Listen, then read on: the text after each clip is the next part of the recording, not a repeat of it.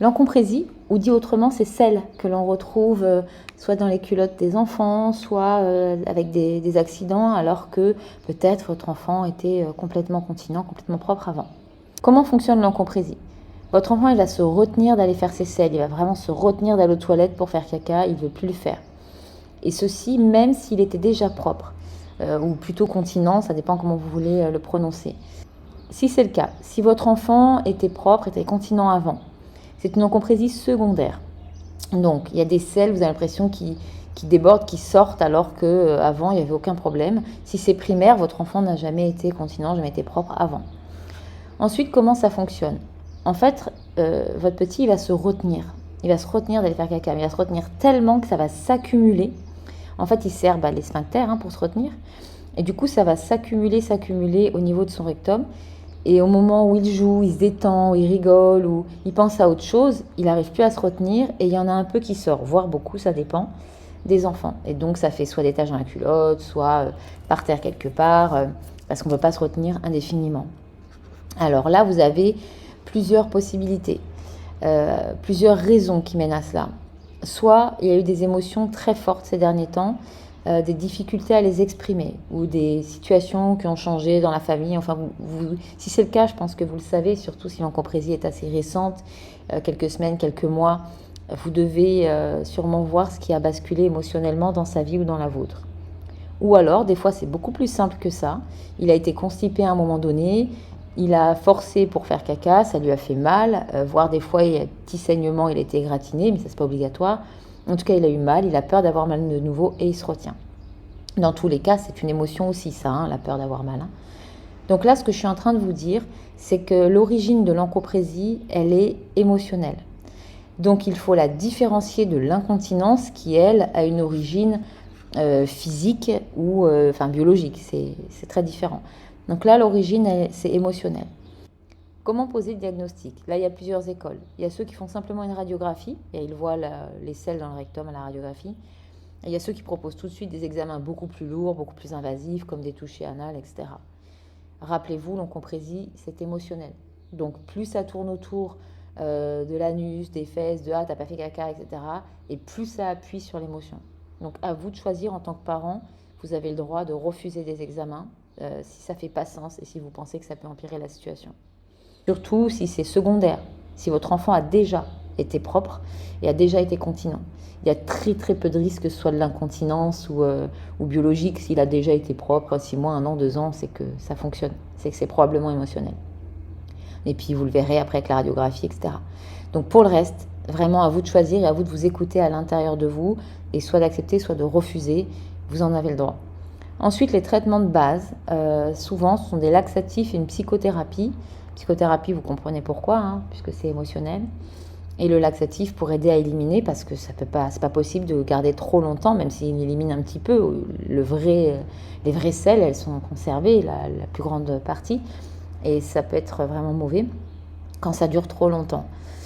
Voilà. Ensuite, est-ce qu'on a une chance d'accompagner au mieux notre enfant pour peut-être s'en sortir, voire même sans psychothérapie, tellement on l'a accompagné. Donc la psychothérapie, c'est vraiment une chance pour aider les enfants, il n'y a pas de problème. Mais pour ceux qui se disent, voilà, je veux vraiment faire le maximum, comment je peux procéder en fait pour donner une chance supplémentaire à mon enfant? Alors déjà, si c'est émotionnel et que ça a commencé il n'y a pas si longtemps, quelques semaines, quelques mois, vous devez vous rappeler la situation dans laquelle était la famille ou l'enfant il y a quelques semaines ou quelques mois. Alors bien sûr, il peut toujours y avoir des origines inconnues, si c'est quelqu'un qui garde votre enfant et qui abuse de lui d'une manière ou d'une autre, que ce soit morale ou que ce soit physique, vous ne pouvez pas forcément le savoir. Donc là, le seul moyen, c'est que l'enfant parle. Maintenant, vous avez des situations familiales où votre enfant a vécu des situations pour lesquelles vous êtes au courant. Après, quand c'est juste un caca qui lui a fait un peu mal, la nounou ou à l'école, ils n'ont pas forcément pensé à vous le dire, donc vous n'êtes pas forcément au courant qu'il a été constipé, etc. Voyez. Donc vous ne savez pas toujours tout, mais par contre, si vous connaissez l'origine de ça, alors allez-y quoi. Mettez les mots, parlez-lui, expliquez. Tu sais, il y a eu ci, il y a eu là, il y a eu tel changement, ça a fait beaucoup d'émotions. Mettez les mots sur les situations. Voilà. Ensuite, il y a lui et ses émotions. Demandez-lui pourquoi. Pourquoi d'un coup tu fais pas caca? Qu'est-ce qui se passe? Il ne sera pas forcément capable de vous dire la vérité. Nous, il nous avait dit j'ai peur des grandes toilettes. Il a toujours été, donc ce qui était faux. Ceci dit, avant il y avait un réducteur. Donc j'ai entendu, on lui a pris un pot, j'en avais jamais pris pour les 7, mais là pour lui, je lui ai pris un pot et ça lui a facilité la tâche pendant un temps. Mais je savais que c'était pas l'origine profonde parce que nous, on avait eu des très très gros bouleversements familiaux quelques mois, 2-3 mois auparavant. Voilà, donc c'était très clair. Ensuite, l'importance du ventre et de l'aider. J'ai expliqué à mon enfant que son ventre, c'était un super allié, celui qui allait donner du super pouvoir parce qu'il absorbe la nourriture, il trie et il met dans les déchets. Le caca, c'est les déchets en fait de la nourriture. Je lui ai expliqué comme ça. Et je lui ai dit, tu sais, nous, les poubelles, t'as vu, ben, on les sort. Hein. On est obligé, sinon, t'imagines, dans la maison, ce serait horrible. Ben, je lui ai dit, toi, ton corps, c'est pareil, il a besoin de sortir ses déchets. Il faut vraiment l'aider parce qu'en fait, plus tu vas l'aider, plus ton ventre il va être content. Et plus ton ventre il va être content, et plus il va te donner des forces, il va prendre tout ce qu'il faut dans la nourriture pour que tu sois en forme, etc. Enfin, je vais expliquer un peu tout ça. Et tu sais, ton ventre, il a mal avant toi. Toi, tu n'as pas encore l'impression d'avoir mal, mais lui, il a déjà mal. C'est pour ça qu'il essaye de sortir les poubelles malgré toi, même si ça sort tout seul, etc. Donc voilà, vraiment essayer d'expliquer ça. Ensuite, beaucoup de patience et de compréhension. Et une chose dont vous devez absolument vous rappeler et lui dire, c'est « je sais que tu ne le fais pas exprès ». C'est ton ventre qui pousse les poubelles dehors parce qu'il n'aime pas les déchets. Voilà. Toi, la seule chose que tu peux faire pour l'aider, c'est quand tu sens que ça arrive, que tu as envie d'aller aux toilettes, d'y aller et de l'aider en poussant. C'est tout ce que tu peux faire. Mais je sais très bien que tu ne le fais pas exprès quand ça sort tout seul. Voilà. Ça, c'est important de leur expliquer. Ensuite, pour vous, spécialement parents, gardez en tête que 1, c'est dû aux émotions. Donc, n'en rajoutez pas. Je ne vous dis pas de tout tolérer et de jamais dire rien à votre enfant et de tout laisser faire. Pas du tout. Je vous dis simplement que comme c'est dû aux émotions, ne rajoutez pas vos émotions trop fortes à vous. N'allez pas hurler de rage dans la maison, jeter des trucs. Enfin, vous voyez ce que je veux dire? Soyez modérés. Vraiment. Parce que même si vous vivez un moment pas facile, que du coup votre enfant commence l'encomprésie, parce que justement il ressent les émotions de la maison et vous dites, bah oui, mais moi j'y peux rien. Je sais pas si j'ai vécu un deuil, que ma femme, mon mari, mon frère, ma sœur est décédé et que je suis complètement retournée, en fait. Et en plus, je me tape l'encomprésie du gamin. Enfin, j'entends et oh, combien je comprends à quel point c'est juste j'allais dire un enfer, mais des fois, mais d'épauler son enfant quand soi-même on est complètement au fond du seau, j'entends vraiment, mais pour vous, pour que l'encomprésie puisse s'arrêter comme pour votre enfant, c'est un gros conseil, c'est n'en rajoutez pas émotionnellement. Mettez les mots. Oui, je suis extrêmement triste, extrêmement en colère, extrêmement si, parce que ça n'a rien à voir avec toi. Mettez juste les mots, ce que je vous ai expliqué sur la situation. Et attention, de ne pas en rajouter, de ne pas lui hurler dessus pour rien alors que il n'a rien fait, il est passé là, il vous dit maman ou papa, quoi, qu'est-ce qu'il y a? Vous voyez ce que je veux dire, ce truc-là? Non, quoi. C'est parce que vous étiez dans vos pensées. Alors, on n'est pas parfait. Je ne suis pas en train de vous dire qu'il faut absolument être linéaire. Simplement, je vous indique que comme l'encomprésie est émotionnelle, plus vous allez en ajouter et moins ça va se régler.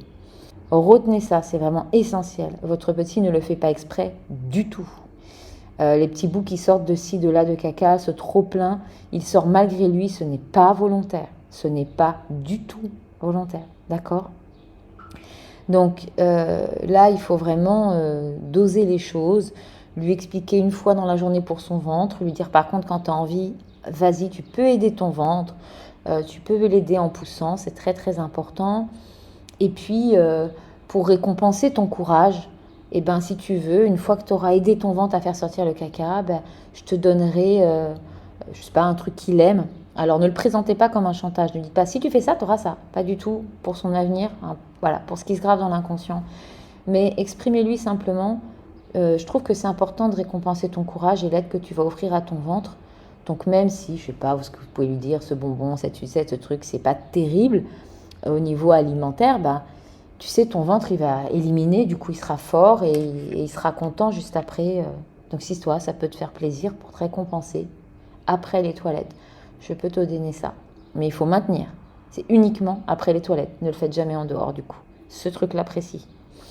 Pendant 2-3 mois jusqu'à ce que vous soyez sûr que tout est rentré dans l'ordre et normal. Ok ?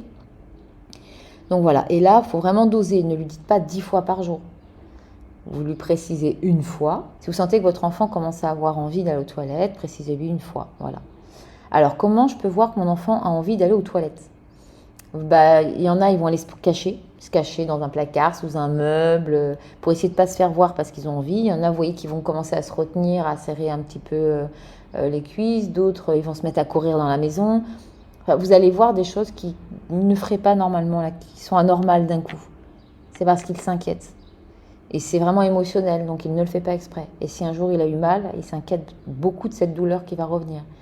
Et si jamais c'est vraiment que des absorptions d'énergie, le seul moyen, d'énergie, de vos émotions, des émotions ambiantes, le seul moyen qu'il a eu de retenir ses émotions en lui, ça a été de serrer, en fait, serrer les poings, mais serrer les sphincters, serrer tout, vous voyez, contenir, retenir. Ça, c'est vraiment important à comprendre. Là, il a juste besoin de laisser aller, de lâcher, d'être réceptionné. Voilà, je pense que j'ai fait le tour d'une manière assez superficielle. Vous avez sur Astuces Parentales un article dédié à ça avec divers liens très intéressants. N'hésitez pas à aller consulter ces liens. Je vous souhaite plein de bonheur, plein de réussite et plein de joie parce que derrière cet accompagnement, il y a aussi le bien-être. Voilà, quand vous allez mieux, quand votre enfant va mieux. Il ne faut surtout pas oublier que l'orage ne dure qu'un temps. Vraiment, c'est sincère. Je vous dis à bientôt pour une prochaine Astuce Parentale.